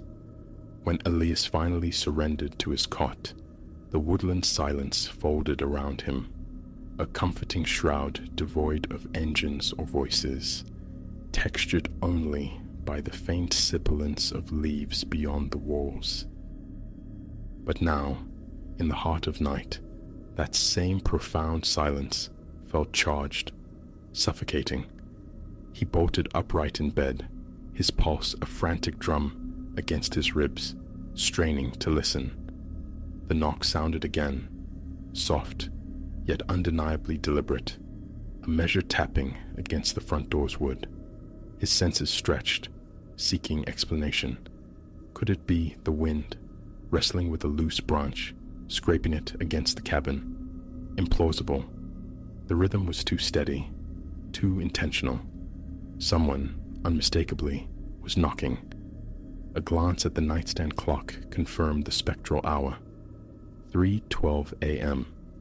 His thoughts churned. Who could possibly be navigating these woods now? He hadn't encountered another soul since arriving. No other dwellings punctuated the surrounding forest, and the path leading here was a tortuous dirt track, a route few would dare, especially cloaked in night. Again, the knock, slightly firmer this time, hinting at fraying patience. A knot tightened in Elias's stomach. He slid from the warmth of the bed, bare feet meeting the shock of cold floorboards. The door lacked a peephole, and heavy curtains veiled the windows, obscuring the porch entirely. He stood suspended in the gloom, wrestling with indecision. Could it be someone stranded, lost, desperately needing aid? Yet, the logic faltered. Who wanders this deep, this late? His fingers closed around the heavy metal flashlight on the bedside table. He moved towards the entrance, each step amplifying the frantic thudding in his chest. As he neared, the knocking ceased abruptly, plunging the cabin back into absolute stillness. He paused, his hand hovering inches from the doorknob, every primal instinct screaming a warning. Then, a sound pierced the silence, a fragile voice, scarcely above a whisper, seeping through the wood. "Hello?" it inquired softly. "Is anyone there?" The tone was frayed, exhausted, as if belonging to one who had trekked for untold hours. Drawing a ragged breath, Elias fought to quell the frantic rhythm within him. Perhaps genuine need stood on his threshold. Perhaps this was merely an innocent, albeit unsettling, encounter. With fingers that trembled, he turned the lock and eased the door open just a sliver, enough to peer into the night. The porch lay vacant. His breath hitched. He scanned the deeper shadows beyond the weak porch light's reach. Trees stood like silent sentinels, their limbs stirring faintly in the breeze. But no figure, no movement, nothing human. Only the profound quiet of the woods and the chill night air bleeding into the cabin's warmth. He recoiled, skin prickling with a sudden sharp unease. Had he dreamt it? The insistent rapping? That frail voice? Was it all some phantasm born of fatigue and isolation? He began to push the door closed, but froze as the voice sounded again. "Please," it breathed, disturbingly closer now. "Let me in." His hand clenched the doorknob, knuckles white. The voice emanated from the darkness immediately bordering the porch, an unnerving proximity.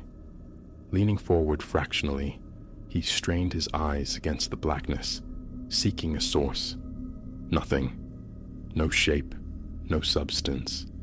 Just that low, pleading whisper, seemingly right beside him.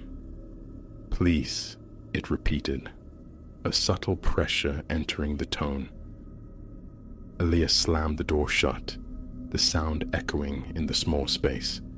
He threw the bolt, stumbling back, his mind struggling to grasp the impossible. The knocking, the disembodied voice, it defied reason. He was certain, utterly certain, no one was physically present outside. He stood listening, breath coming in shallow gasps. Silence reclaimed the cabin, punctuated only by the faint groans of the timber settling against the wind's pressure. Retreating from the door, legs unsteady, he backed further into the room. He couldn't fathom what was unfolding, but one certainty solidified. That door would remain sealed.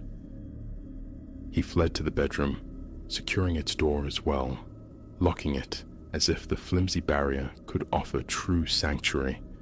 His thoughts spun, a frantic carousel of rationalization attempts, each more terrifying than the last. And then, chillingly, from the other side of the bedroom door, the whisper returned. "Please," it murmured, soft, insistent. "Let me in." Elias froze solid, his blood turning to glacial slush. The voice was inside, within the cabin's walls, just beyond the thin panel of wood separating him from the main room. His heart hammered violently as he pressed himself against the far wall, eyes riveted to the door, anticipating its imminent splintering. It held firm. The voice sighed again, quieter now, almost a whimper. "Let me in." He yearned to scream, to lash out, to to react in any way, but paralysis held him fast, thought itself fractured under the weight of terror and disbelief. How had it breached the outer door? What was it? He waited, suspended in an agony of anticipation, where each second stretched into an eternity. The voice offered no further pleas. The cabin lapsed into silence once more, profound save for the frantic pulse drumming in Elias's ears. Sleep was unthinkable, movement impossible. He remained there, a statue carved from fear, braced for the entity's next move. None came. When the first tentative fingers of dawn finally painted the edges of the curtains, a measure of breath returned to him. He waited several more minutes, listening intently for any sound, any shift, but the cabin held its silence. The voice, whatever its nature, had vanished with the night. He gathered his belongings with feverish haste, the need to escape overwhelming. The woodland quiet now felt menacing, suffocating, the memory of that disembodied plea clinging to the very air. Locking the cabin door behind him felt like a futile gesture. He drove away with trembling hands gripping the wheel, pushing the car as fast as the winding track allowed. What rapped upon his door in the deepest hour of that night? What entity sought entrance with such desperate whispers? Elias still does not comprehend. But a chilling certainty remains. Should you ever hear that knock, that unexpected summons from the darkness, resist the urge to answer. Some thresholds are better left uncrossed, some invitations forever declined.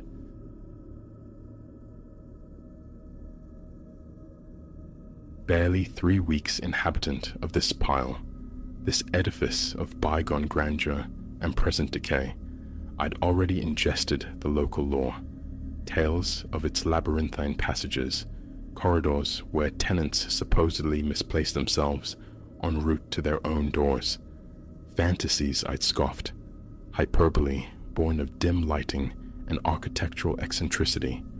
Tonight, certainty wavers.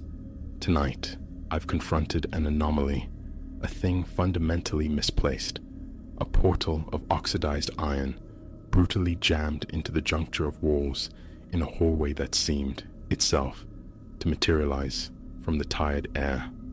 The hour is late, a profound stillness hangs heavy, and a primal caution screams against my presence here. Yet, I remain, transfixed before this ferrous mouth, wrestling with the impulse to breach its silence. The building's peculiar geometry announced itself early, perhaps my second day navigating its depths. Hallways writhed, defying logical progression. Mastering the path from vestibule to my own apartment became an exercise in unwilling cartography. Walls shed their skin of leprous wallpaper at the corners. Floorboards underfoot issued groans like weary giants. The ceiling lights offered only an anemic glow, insufficient to banish the gloom pooling in the recesses. Stray unwary, and you'd find yourself facing a cul-de-sac, an abrupt negation of passage. Quaint, some called it, the charm of antiquity. Unsettling, I found it, particularly when returning under the cloak of night. Just hours ago, returning from a late grocery run, a familiar turning near the stairwell presented an alien aspect. The lights pulsed, a sickly flutter. An additional door materialized, or so my tired eyes insisted, before resolving into a mundane service closet I swore hadn't occupied that space moments before. A warning disregarded. Fatigue, I'd reasoned. The residue of the workday demanding rest. Never did I suspect it was merely a prelude, a subtle stage setting for the true deviation lurking just beyond perception. Restlessness, sharp and insistent, drove me from bed near midnight. The apartment air felt clotted, the silence too profound, pressing inward. Exploration beckoned. Clutching a small torch, I slipped out, leaving the overhead hall lights dormant for what I imagined would be a brief circuit. Past the groaning elevator cage, I went, veering right, then left, into a passage typically terminating at a locked storage chamber. But tonight, the corridor refused its usual conclusion. It stretched onward, impossibly elongated beyond the familiar storage door. The atmosphere thickened, acquiring weight, saturated with the scent of dust motes, ancient and disturbed wood. I pressed forward. Steps later, nestled on my right, loomed the iron door. Antiquity clung to it, evident in the bloom of reddish-brown corrosion framing its edges. No insignia, no number, no clue to the void it guarded. Inclining my head, I listened. A vacuum of sound met my ear. My fingers brushed the handle. It yielded with a protracted metallic shriek, a testament to hinges long undisturbed by movement. Swinging inward, the door revealed not a room, but a void, a spiral staircase corkscrewing down into absolute darkness. My torch beam stabbed into the abyss, illuminating steps narrow and wrought from the same pitted iron. It evoked images of some forgotten factory cellar, though I resist embellishment. It simply appeared, precarious, worn, as if poised to surrender its integrity under duress. Yet, paradoxically, it felt substantial enough to bear me. A frantic drummer took up residence in my chest. My palm grew slick against the torch casing. Retreat whispered reason, but an inexplicable magnetism emanated from that hidden descent, pulling me toward the unknown. My first step onto the spiral resonated, a sharp metallic clang swallowed by the hush. A chill, distinct and invasive, traced my spine. The air here tasted damp, subterranean. The small disk of light cast by my torch seemed pitifully inadequate against the encroaching dark. A glance over my shoulder confirmed the door remained ajar, a pale rectangle against the corridor's gloom. A fleeting urge arose to secure it open, but its weight seemed defiant. Scrabbling on the hallway floor, I found a shard of debris, perhaps a fractured doorstop, and wedged it imperfectly between the heavy door and its frame. A flimsy guarantee, yet I clung to the hope it might prevent my entombment. Then I descended further. Initially, I anticipated a boiler room, perhaps forgotten archives, moldering below. But the spiral persisted, winding inexorably downward. After perhaps 2 complete revolutions, the stairs disgorged me onto a landing. Here, a constricted corridor branched off, barely shoulder width. The ceiling hung oppressively low. The walls were rough-hewn brick. My light swept across a floor littered with fine dust and pebbles. No decoration, no function suggested itself. This felt divorced from any conventional basement structure. Ahead, the spiral staircase continued its plunge. I cast a look back. The ascent remained visible, yet the short corridor behind me dissolved into impenetrable shadow, and a perverse curiosity stirred. What lay at its terminus? I chose the corridor first. Each footfall produced a soft crunch, disturbing the settled detritus. The air grew denser still, prickling the back of my throat, eliciting a dry cough. 20 feet in, perhaps, a closed wooden door blocked the left wall. The handle, an old iron knob, refused to turn. A shoulder slammed against the wood met immovable resistance. as if sealed from the other side. Futile. Returning to the stairwell, I resolved to venture deeper before conceding defeat. Back at the spiral's edge, the amplified echo of my own respiration filled the space. My pulse throbbed, a heavy beat against my eardrums. A profound sense of wrongness settled over me. I realized then, with a jolt, that the doorway above, my point of entry, was no longer visible. 3 turns of the spiral, perhaps, ascended into utter blackness. A wave of nausea threatened. Calm, I told myself. Just climb back. Yet, a deeper, more insidious part urged me onward, just a little farther. Caution would be my guide, I promised myself. The first sign of true anomaly, and I would retreat. So, downward again. I counted steps initially, seeking pattern in the descent. Footfall, clang, echo, landing. But this segment felt longer, the rhythm distorted. The spiral's tight curve forced my right hand to brace against the cold central column. 50 steps, maybe more, delivered me to another landing. Identical. The same coarse brickwork, the same low clearance, the same abbreviated corridor leading off to one side.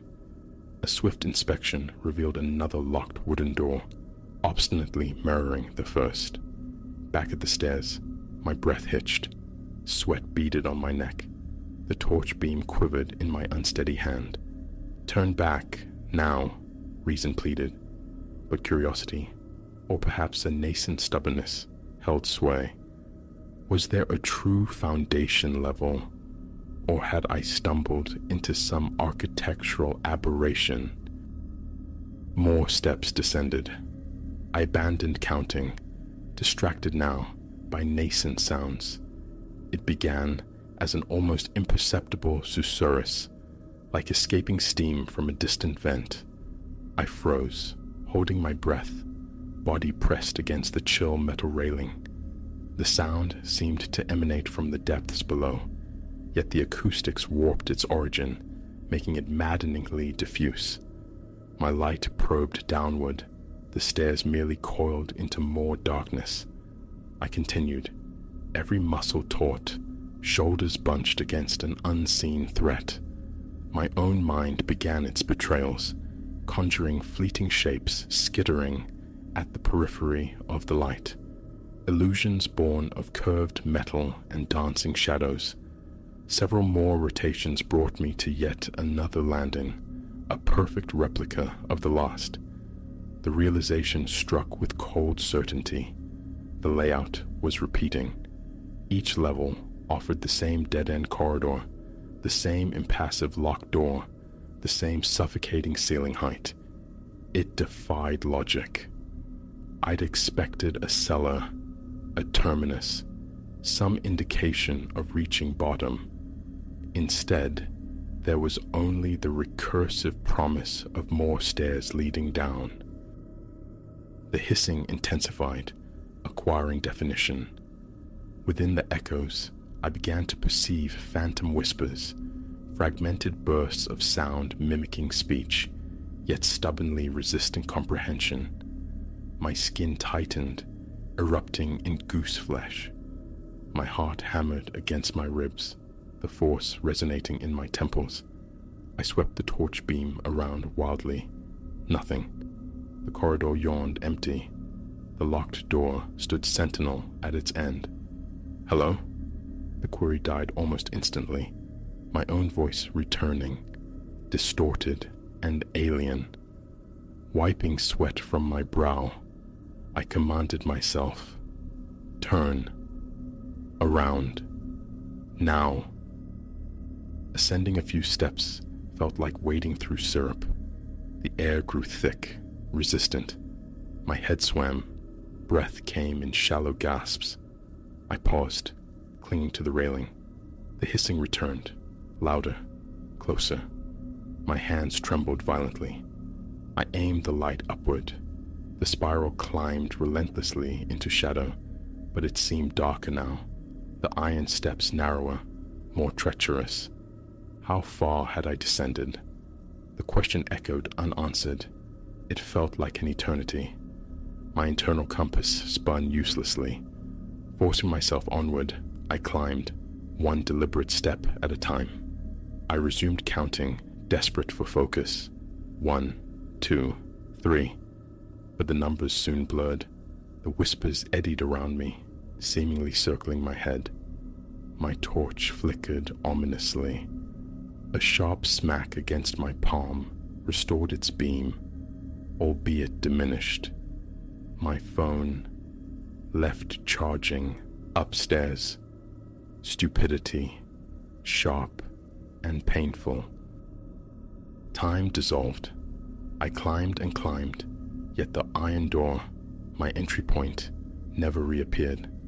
Each landing remained stubbornly identical.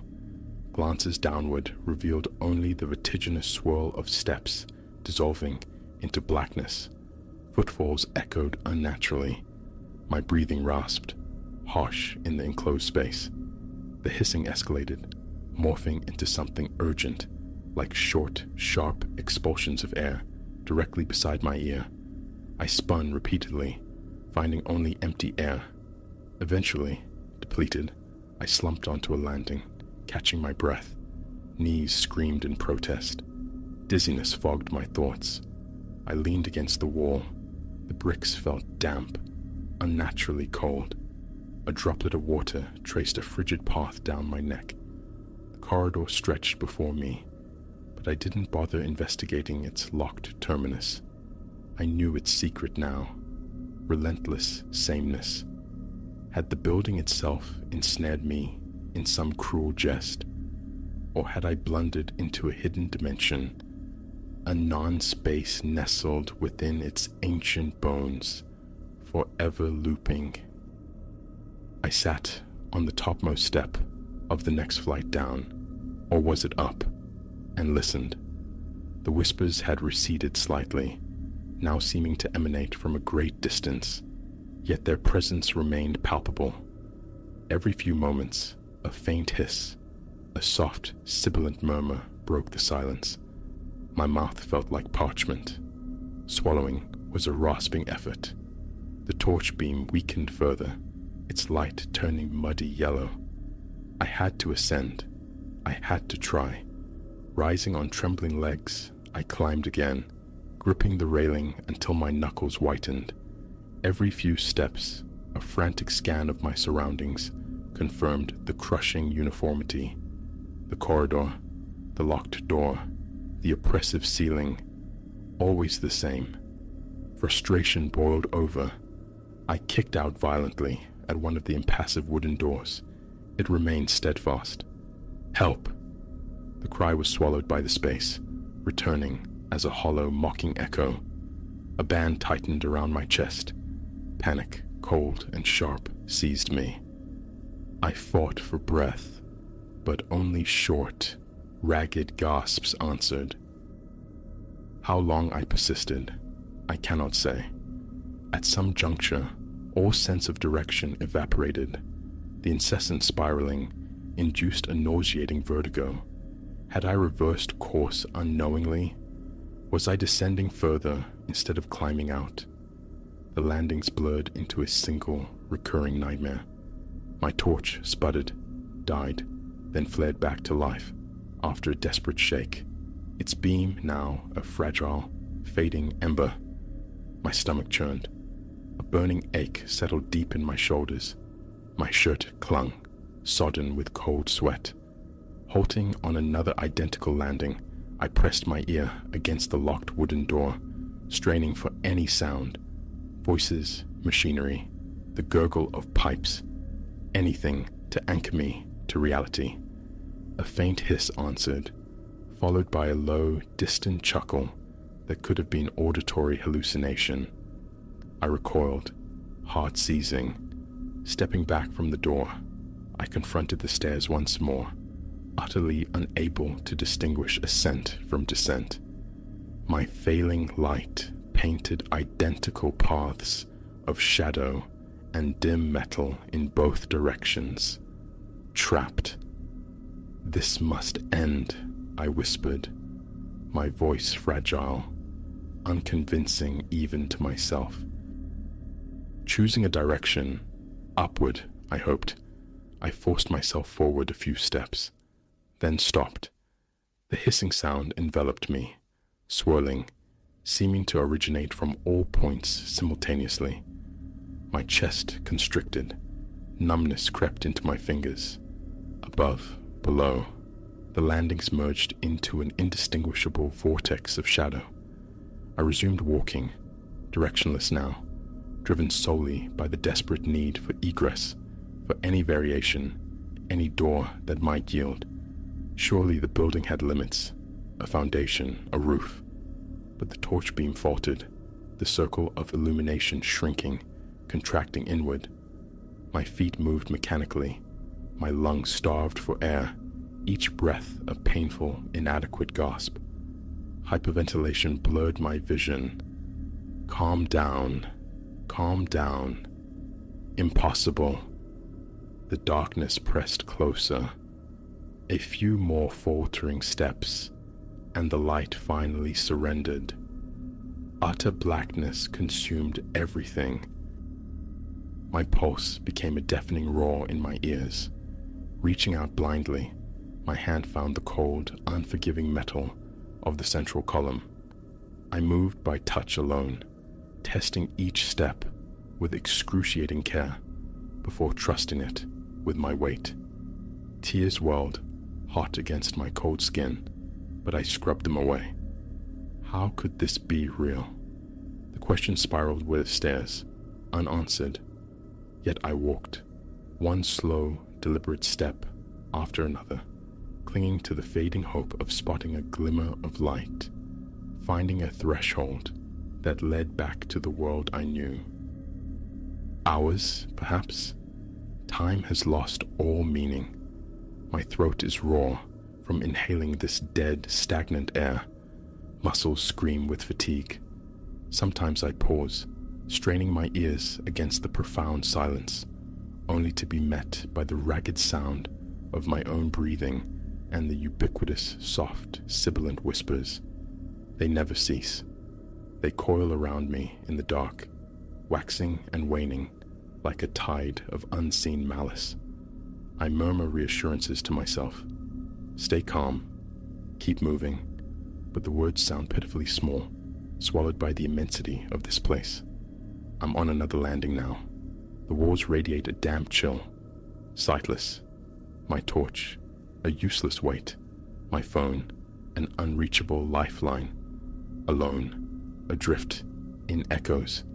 Occasionally, a phantom luminescence flickers at the edge of perception, but pursuing it yields only deeper darkness. My heart pounds, a painful, frantic rhythm against my ribs. The hissing draws nearer, intimate as breath upon my neck, yet turning reveals only void. How much longer can I endure this ascent? Or is it descent? Exhaustion weighs me down, body and mind fraying. I yearn for a final door, any door, perhaps the rusted one I so foolishly wedged open an eternity ago. It never appears. I'm caught, perhaps forever, in this helical prison, this architectural Mobius strip, with only the whispering darkness for company. I don't know if return is possible.